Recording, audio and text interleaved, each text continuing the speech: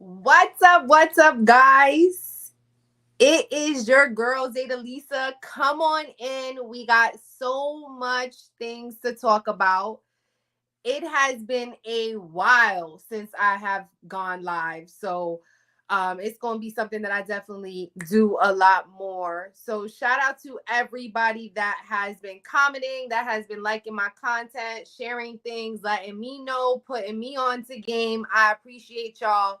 But today's live, we are going to take it a little easy on our man Diddy, unless like y'all want to get into it, and then we could get into it, because I do got a couple of lawsuits that I saved to files that we could talk about if we want to get to that later. But I for sure want to speak about something that I am super excited about. So Todd, the author of Kim Porter's book, Kim's Lost Words, is coming here on Mama's Cocktail Hour tomorrow at 7 p.m. At first, I was kind of trying to see if I should do like a pre-recorded or if I should do a live. You guys let me know in the comments if you guys would prefer a pre-recorded. I got some good questions. So I'm going to ask you guys to possibly later, when we get more people on, to drop some questions that you would have for the author of Kim Porter's book. Actually, let me go and get that shit right now so I can show y'all, because there's been a lot of things happening in the media. I can't keep up, guys. I cannot keep up. Okay. So let's get into it. So, when this book came out, let me tell you, I found this book through YouTube. Okay. There was a guy, I can't even remember his name now. But I did follow him. He was giving some information, and he's like probably, I don't know, like one of these big podcasters. He probably got like 1 million followers. And he said that he was approached by someone who had the book. So he put the link in. It was an Amazon link, and I was able to purchase it. So it has now been taken down from Amazon. So it's no longer there. You can't find it. I ain't gonna lie. This is the original book, Kim's Lost Words. Am I showing you guys? Let me come this way. So this is the original book. I have seen so many copies on Amazon. It's insane. Like if you scroll on Amazon and you put Kim Porter, other people basically have made their own versions of it, which is disgusting, and which I think is like, could also be though, and I know y'all gonna be like, yo Zeta, you going down a rabbit hole, but it could be. All right, let's just take a hold on. Before we get into that, right? Let's do a proper Mama's Cocktail Hour intro. It's almost Friday. We are live. Get your drinks, get your vino, get your cannabis, your coffee, whatever your poison is, and bring your ass into this room, because there's so much shit to talk about. I don't even have enough time. I don't. Like, I wanted to do like a whole legal document of some of the new lawsuits that are coming out for Diddy, but I was having some technical issues, so I can't be on my presenting shit just quite yet.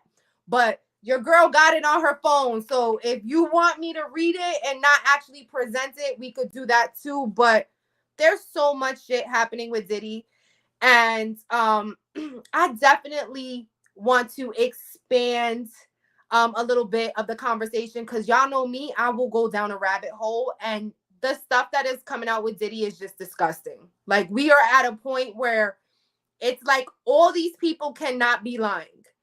And so there is so many people out there like debunking some of these victims and finding flaws in their stories. I just feel like there is no effing way that everybody is lying. Like, everybody has the same experience where they're drugged, they go to a party, they have these expectations, and then all of a sudden they can't remember what happened. So, you know, Diddy, we going down a real dark hole with Diddy, but there are some other interesting things happening. So let me get this drink on. And what I'm drinking is actually called it's a Snoop Dogg wine.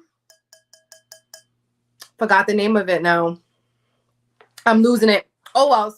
Anywho, it's good and it's one of my favorite wines. So let's jump into it. Have you guys heard that Jason Lee, there you go, 19 Crimes. That's the name of it. It's called 19 Crimes. Yo, this is popping. It's a dark red wine, but it definitely gives you a little bit of a spunk. But okay. I'm losing track, guys. You see you guys making me you guys are making me lose track here. But like I said, we chilling, we vibing, so bring your ass in the room. All right. So, let's get back to it. Kim Porter's book. The author of the original Kim Porter's book is Chris Todd. Okay? If you go on Amazon and you Google it right now, you will see that there are 5 or 6 other people who wrote books after Chris Todd's book came out. Now, I have my own conspiracy theories on who I think that may be. I think it's a false flag operation and Diddy's throwing some things in there to kind of make it seem that way. That is just my opinion, but you guys can throw a comment and let me know if you believe that or not, right? But I have reached out to Chris Todd, and Chris Todd is going to be coming on Mama's Cocktail Hour tomorrow at 7 p.m. Eastern Standard Time. So if you guys are watching back this live, this is going to be on Thursday. What is October 17th, 7 p.m. here on Mama's Cocktail Hour Live. I was going to do it pre-recorded, but you know what? We're going to just do it live. I want you guys to ask the questions that you may want to ask. I know I have my own questions. Let's just recap what has happened with the book after it came out. Okay? So it came out. It looks like I remember he was doing an interview with another YouTuber, and he made like $1 million on the first day. Okay. So the book was $24.99. Purchased it on Amazon. It is no longer available. He took it down. Now, there was a lawsuit that came out from Al B. Shore against him. Supposedly. That's what I've read. I have not seen, well, actually, I did see a legal document. So there is a lawsuit out there. So Al B. Shore actually did sue him. And so the book has been since taken down. But your girl reached out to him. He is going to be here on Mama's, and we are going to ask him here on Mama's why the book was taken down. Now, whether or not he can answer that is another question, but he has agreed to come on to the show, so it looks like he is ready to talk, and I am interested in what he has to say. Like, I really am. Like, my first question is, why did you take the book down? You know, I think everybody wants to know, is it because of the lawsuit? Is there any intentions of the book getting, published again? Another question I have for him that I feel like nobody has asked him as of yet is like, what he said that he was actually, I don't know if you guys ever seen the interview, but he did an interview with Art of Dialogue. Shout out to them. They have a dope YouTube page where they interview a lot of these people. But not only did he do an interview with Art of Dialogue, he did another interview with another YouTuber where she was asking some questions and he was also live. Now, one of the things that she asked him was, did he himself believe the book was real? And he said he did. And he spoke a lot about not just like what was given to him, because he explains that what was given to him was a drive, and that inside these drives were like pictures and photos and other things that made him believe very, very like confidently that this was indeed Kim. And so every interview I seen with him, I felt like he seemed, I felt like he seemed honest. Like I felt like there was an element of honesty that I felt there. And he also like brought something to light. Why would someone come out with a book that they thought was fake, knowing that they were going to get sued? Like, it doesn't make any sense. So I have so many questions for Chris Todd. When he comes here on Mama's Cocktail Hour, I'm excited about it. So set your calendars, put your little alerts on, and don't forget to be here tomorrow, 7 p.m. Eastern Standard Time, where we're going to ask this guy some questions. We're going to ask him some questions, and maybe since we already here right now, we can do like a quick chapter read live for anybody who has not read the book. I kind of want to just do a quick chapter read so y'all could just get some of this real quick, because I want to, sharpen up my stuff for tomorrow. I'm excited about it. I'm definitely going to ask him the real. We're going to be respectful. We're going to be, we just going to be who we are, right? We're going to be smart. We're going to ask the right questions. I want to know personally for me, I want to know what it is that he saw in Kim's drive that made him be like, yo, I'm going to take this on. Because nobody in their right mind would have just taken this on, because they knew how much smoke was coming with it. And let's remember, like, Diddy was still on these streets. And from what they saying allegedly up in them, is that he could still get to people. So I feel like I don't know why he would take this on if he didn't organically feel that this was real. So that is just me, but he's going to be coming on here. I'm excited. And let's just quickly read a chapter. Like, we got time to waste, right? We chilling. So let me read a quick chapter. Okay. While we're on live. This book is really short too. It's like 69. I'm over here saying 69. 59 pages.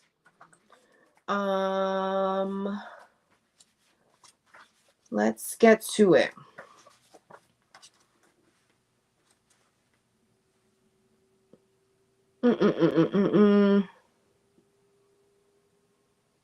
Christian. You guys want to read Christian?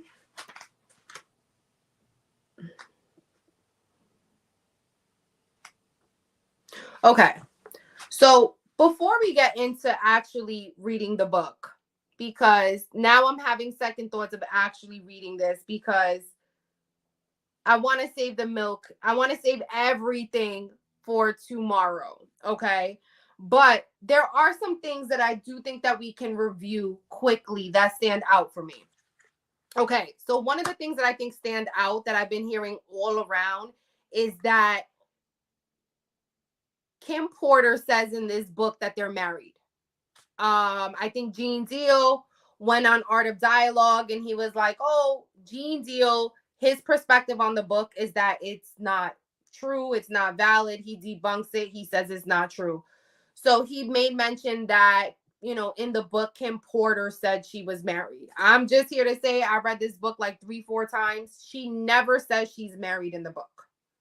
So I do think that at this point, there's so many versions of this going on or out there that he may be getting information from other things. I don't know if someone legit took Chris Todd's idea, and I'm just putting this out there. This is all alleged. I don't know. I'm just telling you my damn opinion. Do your own research.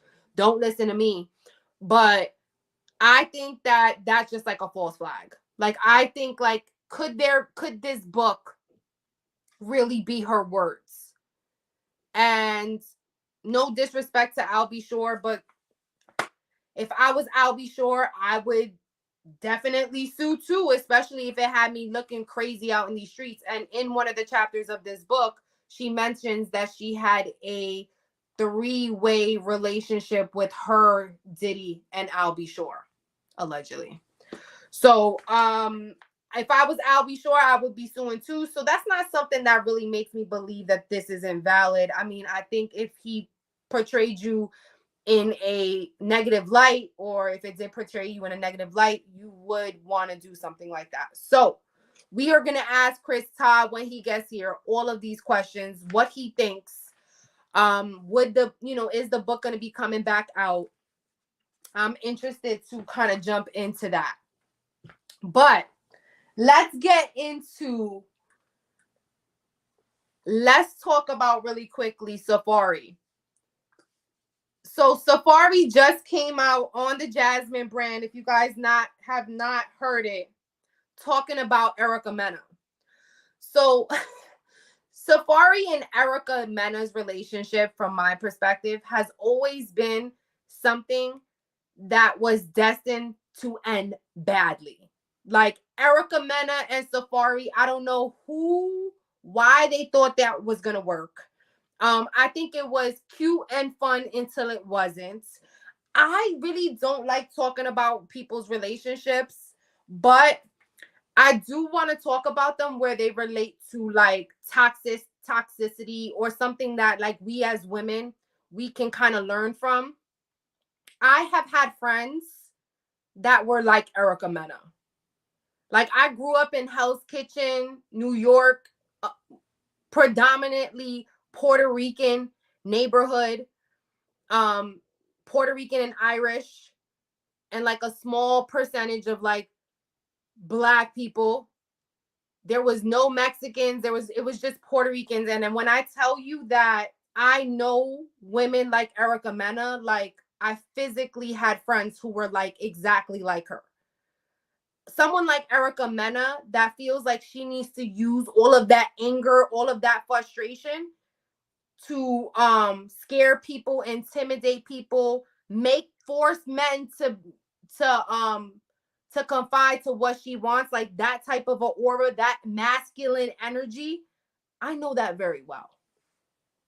I come from that. Like I know what that is. Erica Mena is a woman who is completely insecure. She is insecure. She is not confident in her own skin. And a lot of her anxiety turns into anger. And that's who Erica Mena is. And so, like I said, I know Erica Mena. I was Erica Mena back in the day before I started to realize like that rah-rah shit ain't getting you nowhere. And as you get older and you start to be with men that actually love and care about you, you realize that all that rah-rah shit, all of that built up aggression, masculinity, all of that is like, it really has to do with you not being loved properly, you not being taught love. And let's be real, in a lot of our Latino and Black families, like the way that love was portrayed was not healthy. I know I come from a home where my mother loved me, but showed me love differently. Like she wasn't very like affectionate. Kisses and hugs like were rare, but she would show me that she loved me by cooking me 3 meals a day, making sure my clothes were clean, making sure I went to school every day. I was never hungry. So those were the things that led me to believe, and I know that she loved me, right? But we weren't very affectionate. And so that then played out into my marriage with my husband. Like I had to really learn how to love differently because everybody has like their own love language. And I don't know if you guys know about love language, but there was a time when my ass did not know about love language. Like I feel like we are now in the era of like where we're able to express our emotions, we're being more honest, we're having real conversations, we're not afraid to be vulnerable, right? There was like a time where like none of that existed. Do you guys remember that toxic time? Like when you really couldn't tell someone that you felt uncomfortable being around them, like you were forced into family dynamics or situations that you didn't feel comfortable in. You know, maybe you had to like give that uncle a kiss that you felt like was hella creepy, right? Like these are all the things that I know, like as like Black, Latino, whatever your race is, like in your community, like you experience, right? And so Erica Mena is such a product of that. Like I've seen it. And like, let me tell you, I remember Erica Mena when she came into Love and Hip Hop back in the day, when she was like this thin. And she's still at that, like, and as you can tell, when I say like insecurity, right? Erica Mena is like very insecure. And I don't know why, because she's a beautiful woman. Like, she done got all, at this point, she done got all the plastic surgery. She done did all the work in the world. She's still gorgeous, but it's still never going to be enough. It will never be enough. So for me, I was very open to the fact that although I know Safaree, I don't know why in the hell she would get with someone like Safaree. Like, Safaree reminds me of the guys that I used to know back in the day that was in the club, and all they was doing was pond the river and all day. That's the vibe that Safaree gives me, a vibe of someone that you cannot take seriously. Like, he's nothing but fun and games. He is like a dude that you would never bring home to mama. Like, seriously. Like, that's a dude that you would never bring home to mama. He look a little slow. Yo, my bad, Safaree. I think Safaree's cool, but he do give me like these slow vibes. I don't know why. Like, I need somebody that like will stimulate me intellectually. Shout out to my husband for that. But yes, Safaree just came out with this video. Let me let you guys hear it. Talking about Erica Mena. So Erica Mena has been dragging Safaree for so long. She's been on social media airing out how he doesn't provide for his kids, how he doesn't see his kids, how he's always partying. She aired out that I think she like one day took a photo of her daughter's hair, and she aired out about how like this is how her daughter looks when when like the kids go over to Safaree's house, like that he doesn't like brush their hair and he doesn't cater to them. So she was definitely trying to air him out, talking about how she was calling him sis. Yo, Erica Mena ain't shit, bro. She was calling him sis. She was disrespecting him on social media, and I think your man Safaree had enough.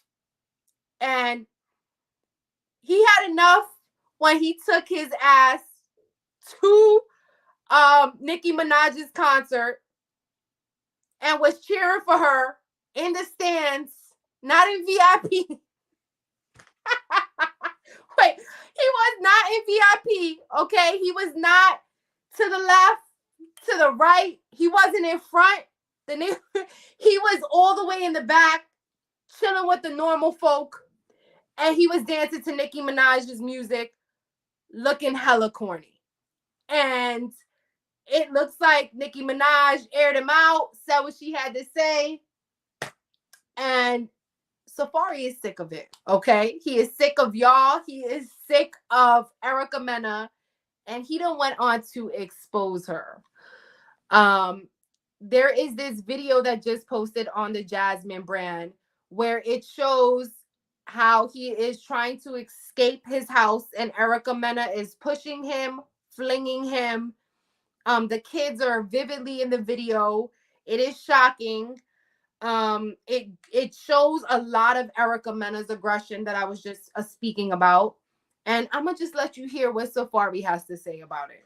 I'm either going to end up in jail or worse, because I'm dealing with someone whose anger management is just non-existent. When you have children with somebody who, at the end of the day, it shouldn't even have happened, because I should have just noticed certain things when it came to parenting. You know, when you're with someone for 3 years and they have a child, and you probably saw the child 3 to 4 times because the child was put off to go live with somebody else. But when you aren't with somebody and it doesn't work out, and the two of you are just like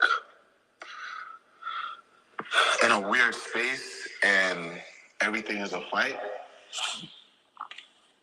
especially in front of the kids, like, I'm not gonna.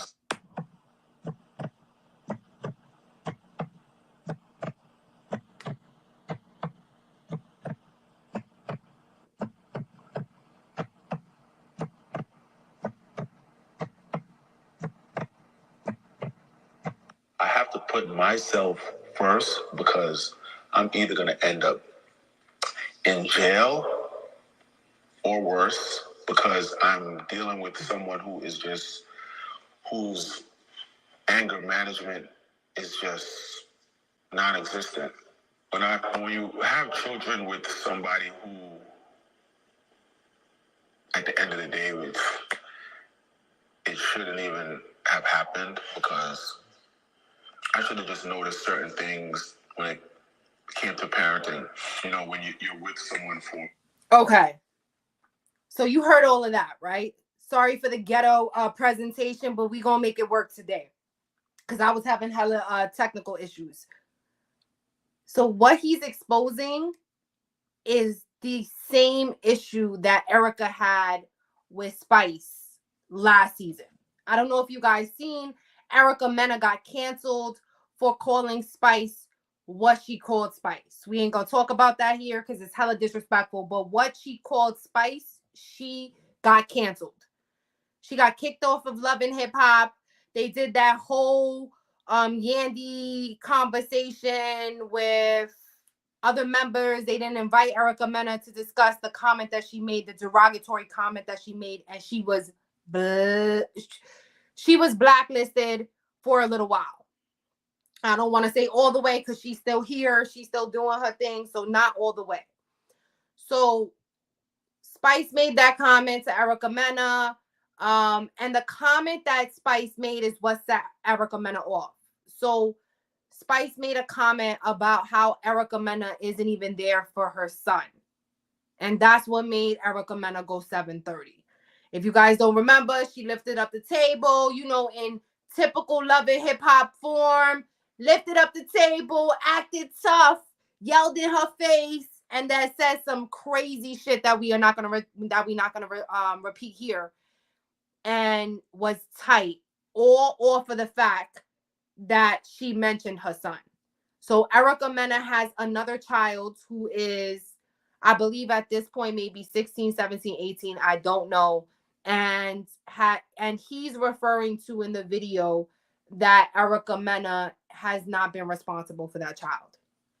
So Erica Mena has spoke about this on some platforms. Like I said, it's her business. I don't like to get into people's business with their kids because you don't know the reason why someone doesn't have their kid. I ain't trying to judge. I'm just here giving y'all the facts, right? So that set her off, and that is exactly what Safaree is mentioning in this video about how he should have known the signs when he realized that she wasn't taking care of her own kid.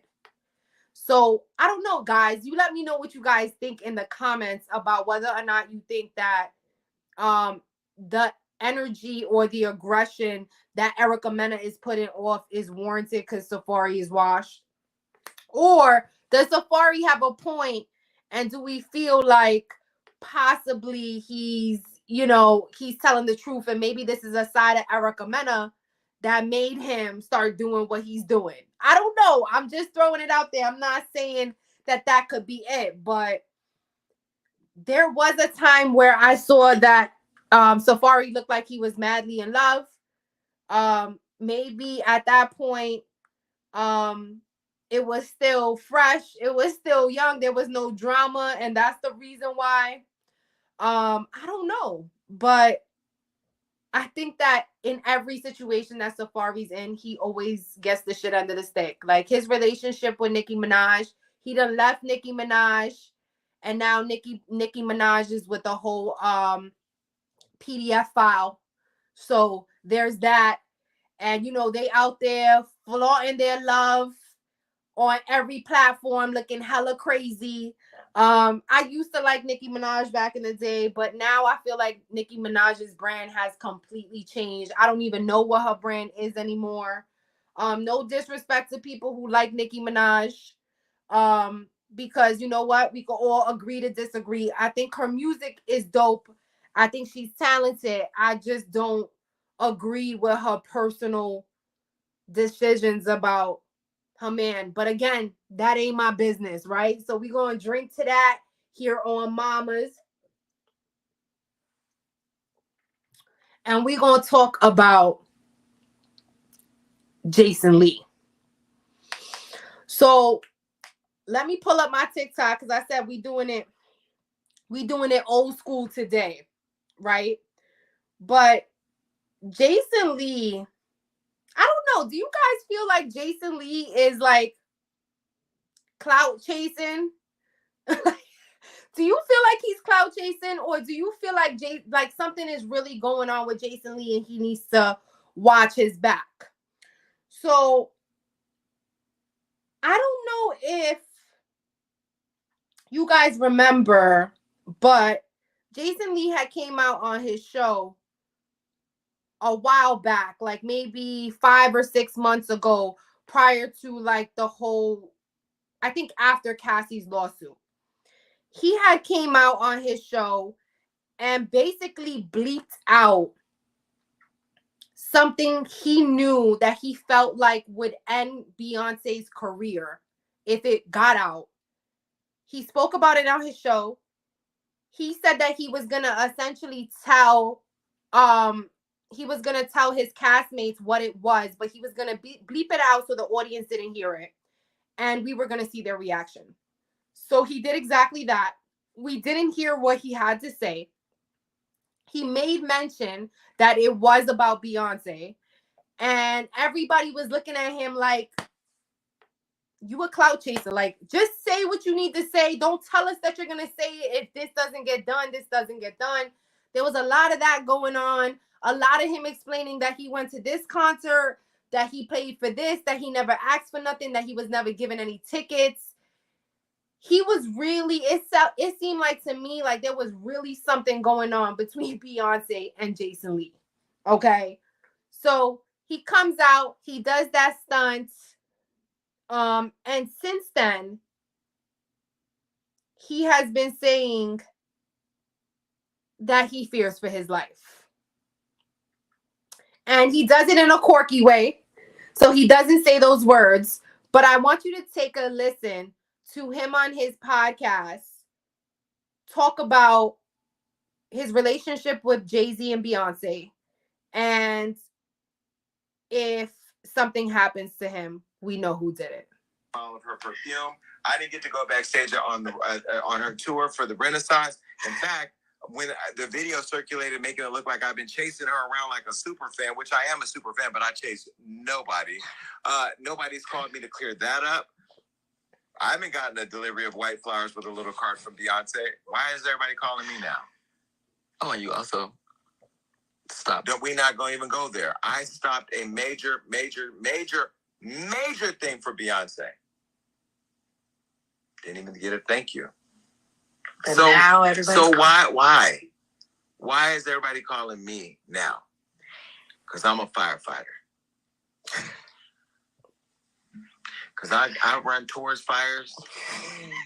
What? And I put them out, or I fan the flames. But why is everybody calling me now? And that's the problem that I have with this whole situation. But I am going to save this conversation for Jay-Z. Jay-Z, you're watching. I know you're watching because you got people calling me. Stop having people call me. You can call me yourself. You know how to get my number. You know, you got people calling me. Call me yourself, because this right here is going to go viral. The way my job works on the internet, everybody's going to clip and share it on TikTok. Watch this. Do your thing, TikTok. Jay-Z and Beyonce is going to see this. I am exhausted with people calling me about Jay-Z and Beyonce.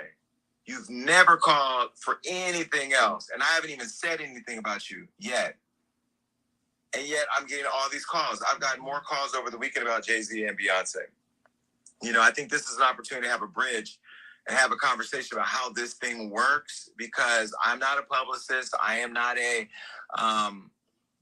I'm just Jason, okay? And I have opinions about unlocking Hollywood. Remember, I said at the top of the show, or somewhere in the show, that I was in love with the entertainment industry until I found out it was Jeffrey Dahmer. This is part of the gnawing at the wrist that the industry does. You know, Black excellence, we don't show up for each other like we should. And then when the shit's about to hit the fan or some shit, you think I'm going to go fan some shit. Now you showing up. You know, again, I'm not angry. I'm a little disappointed, because as much as I've loved this woman for years, I told you I don't like her as much as I used to. I still love her, but I'm not as super fan like I used to be. You know how much I was this woman, this is everything. And this together is everything. But is it? I think this is an opportunity to have a conversation, because I believe that we as a culture should be very supportive of each other before this stuff happens. So that way our proximity to it can help us tell the real story. That's why we got to be working together to tell our stories. But I will tell you, to the audience, if I do come up missing, all the calls I've been getting have been about him. And listen, I haven't had any threatening calls. Nobody has said that they're going to hurt me, so I want to go on record for that. Why would I? Okay. So you guys heard all that. So he says he has not been threatened. He wants to go on record by saying that. But if something happens to him, we know who it was. So it sounds like to me, the information that Jason Lee got about Beyonce pissed Jay-Z off. And so now they basically do not want Jason Lee to mention Beyonce at all. And I think he's being threatened. I think he's scared. That's my opinion. That's nobody else's. Like I said, I'm just telling you what I feel like here. He would not be. A lot of that interview, if you guys haven't seen, is very calculated. Now, you know me. Your girl will overanalyze something to the T. But let's talk about what he did in that quick interview, right? He gave facts. He made you sympathize with him, right? He never defamed them. He never spoke about what it is that he had, but he said he saved Beyonce and he didn't get a thank you, right? He lets you know that I don't have any problem with you. This is supposed to be about Black excellence, right? So he's letting you know, like, I'm a part of that. That's who I am. But he's also letting you know that if anything happens to him, we know who did it. So that is a very, very calculated move. If I would do that, I think it's smart of him to do that, especially if he lets something get out, or if they know that he knows now something. Guys, you already know the industry is crumbling. If you guys do not know that, if you guys have not checked out Mama's Cocktail Hour, I have officially created a playlist for all things Diddy. Okay, so we can go down the Diddy rabbit hole and talk about a lot of the things that we've been finding out. I also have a playlist for a lot of these books. If you guys are interested in any audio books, please check out my playlist on my YouTube channel that's called After Hours. We are currently reading the book Bling. If you guys don't know, Bling is the book that we had that came out by Erica Kennedy. It is it's a hard to find book. If you guys Google it on freaking eBay, it's like $300, $400. We have it here. And I think we're already up to chapter 14, I believe. So if you guys have a listen, you cleaning the house, you taking care of the kids, you driving the kids somewhere, if you need a good audio book, check out After Hours. It is a playlist on my channel. It's dope. We do exclusive books. We did the Kim Porter book. I read this in its entirety. I did do it on live, so it is a little choppy, but you'll get the gist of it. Don't forget to come back tomorrow. We are going to be interviewing Chris Todd, the author of Kim Porter's book. He's coming on Mamas. We are going to ask him some real questions. Again, his book has been since taken down. We know that there's an alleged I'll be sure lawsuit against the author of the book. So it is getting crazy. P. Diddy has been sued 4, 5, 6 times. I can't even keep count anymore, guys. Like, I'm ready to give y'all the real and come on here and do a freaking lawsuit and read the shit. And then all of a sudden he got another one. It's like, I can't keep up. Like, Diddy's nasty freak off ways are too much to keep up with. Every other time we are getting a new lawsuit. Have you guys heard about the lawsuit where he allegedly R-worded somebody with a remote control? Like, and they finally put another person in the room. This is the first time that his assistant, KK, has been mentioned in a lawsuit. So, it's getting real out in these streets. They exposing everybody. Like Cat Williams said, they exposing everybody. Everybody's getting exposed, guys. And I can't keep up. Diddy, I cannot keep up with it. It was like I was about to do the lawsuits that came out from BuzzFeed by the time I saw the remote lawsuit. And I'm like, what is going on? What is going on? They are exposing everybody. Everybody. But you know, here on Mamas, we all about the truth. I don't know about y'all, but there was a time when I was younger where I feel like we didn't want to know the truth. Now, as I get older, I am like seeking the truth. And this is what this channel is really about, because I want to put that in perspective. If you guys don't know who I am, if you've never been here before, please subscribe to the channel. I appreciate y'all. I'm trying to grow. So if you catch this on replay, please just hit the like button. Subscribe to the channel. It is only the beginning of Mama's Cocktail Hour. I have so many other different ideas. We're going to bring more interviews in. I want to speak to you guys. I want to do call-ins. There's sky's the limit for this. This is not a channel that is just Diddy related, but I do go down some Diddy rabbit holes because he's just like, forget about it. There's so many different layers to the Diddy thing. So it goes deeper than just that. We all know that, right? We know it goes deeper than just him in some freak offs. Like, it is really, really the dark side of the industry. And I love that we are here now, being transparent, being vulnerable, and having these conversations. Let's stop calling these things, though, conspiracy theories. Let's start empowering people to kind of speak their truth. I think that we're in a weird place now where everybody wants to know the tea. But then when people tell you the tea, you want to debunk their stories and say that they're not true or question every little detail. And, I think that we have to get to a place where obviously we want to make sure that things make sense, but we also want to be respectful enough to allow people to come out. Like, I can't fuck with people's content that, like, they read something and it's like they not even have like an open mind. Like, have you ever like had an argument with someone that you felt like this ain't going nowhere because this person can't think outside of the box? Like, there can't ever be another world where like you're thinking outside the box. Like, let's all agree on one thing. Diddy, there was a side to Diddy that nobody knew. And if you did know it, there was very few, and those people would never, ever break that trust. Like, I don't like talking about people's kids, but I will tell y'all here on Mama's Cocktail Hour, those kids are not okay. I don't know that. But you can't tell me that all these things are happening to so many people in all of the 30 years that he's been like running these streets and that his kids were not affected by that. You cannot tell me that.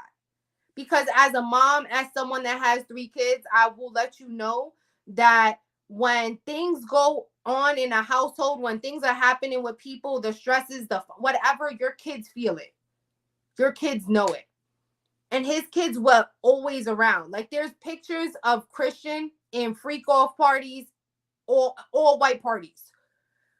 Let me be clear. There is pictures of Christian when he is 7 or 8 years old in all white parties with Diddy.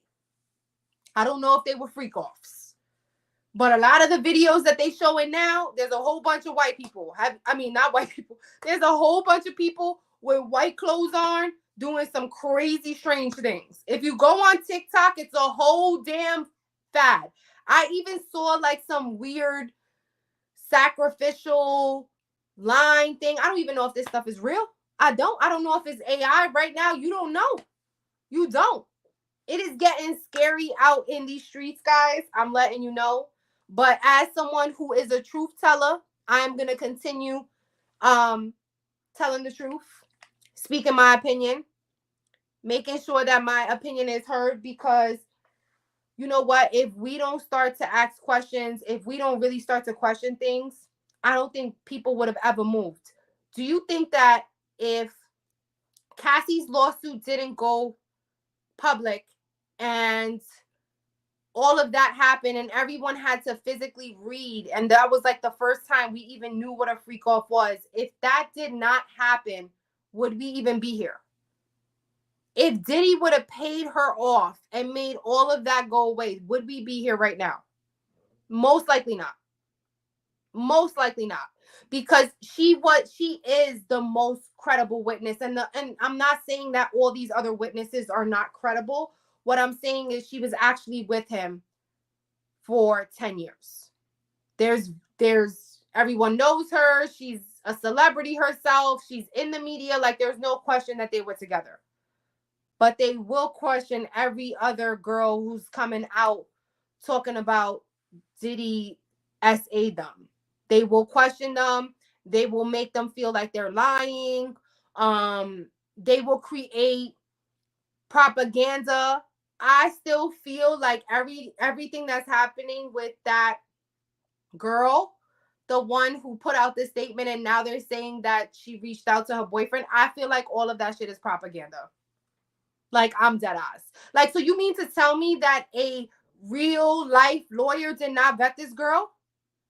I'm not a lawyer. And I would be like, do you have any text messages talking about this lawsuit that could possibly incriminate you, incriminate anybody? Like, so you mean to tell me that her world-class lawyer did not do that?